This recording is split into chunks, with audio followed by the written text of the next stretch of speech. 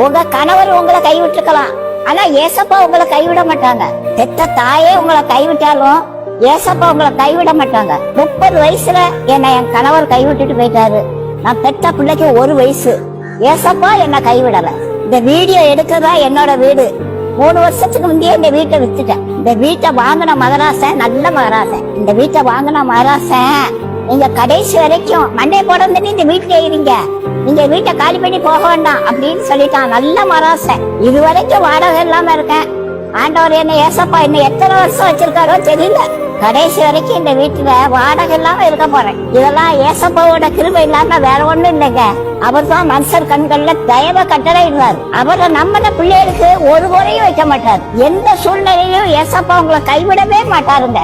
மனுஷங்க கைவிட்டதுனால உங்களுக்கு ஒரு நஷ்டமும் இல்லைங்க. ஏசப்பா உங்களை கைவிடாம இருக்கணும், அதுதான் முக்கியம். அவரை நம்மள பிள்ளைகளை ஒரு நாள் கைவிட மாட்டாருங்க. என்மேல் நீ வைத்தவும் கரமே இம்மட்டும் என்னை நடத்தினதே. என்மேல் நீர் வைத்தவும் கரமே இம்மட்டும் என்னை நடத்தினதே. ஒன்றும் இல்லா என் நிலை கண்டு, ஒன்றும் இல்லா என் நிலை கண்டு அசட்டை பண்ணாதவரே.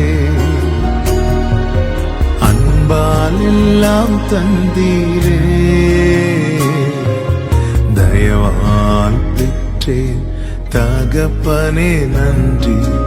தயவால் பெற்றேன் தகப்பனே நன்றி.